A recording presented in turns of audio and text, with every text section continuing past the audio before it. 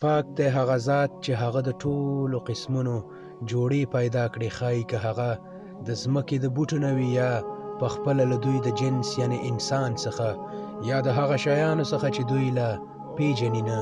او د دوی دپاره بله نښه شپه ده چې موږ ترېنه ورځ راکاږو، نو په دوی باندې تیاره خوره شي او لمر خپل د ټاکل شوي ځای په لور روان وي. دا د ځواکمن عالم الله ټاکل شوې اندازه ده.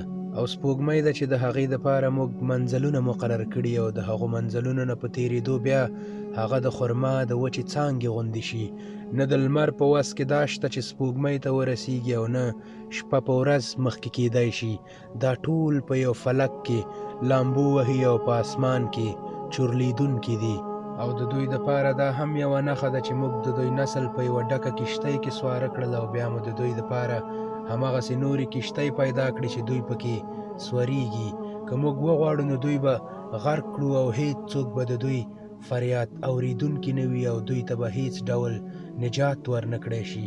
خو همدا زموږ رحمت دی چې دوی ژغورو او تر یو ټاکل شوي وخته پورې د ژوند نه د ګټې اخیستلو فرصت ورکوو. دې خلکو ته چې وویل چې ځان وساتئ د هغه انجام نه کوم چې تاسې ته وړاندې را روان دی، او کوم چې له تاسې نه مخکې تیر شوی، نو کیدای شي چې په تاسې باندې رحم وکړی شي.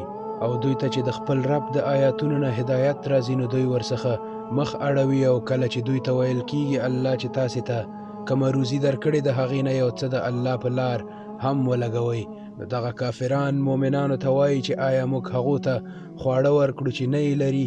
که الله غوښتلی نو پخپله به یې خواړه ورکړي وای، تاسې خو بیخي په ګمراهۍ کې پراته یئ.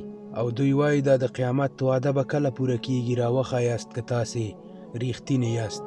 په اصل کې چې دوی د کوم شي غوښتنه کوي هغه خو فقط یوه درنه چیغه ده، او په ناڅاپي ډول به دوی راګیر کړي، په داسې حال کې چې دوی به د دنیا په معاملاتو کې په خپلو منځونو کې په جنګ وي.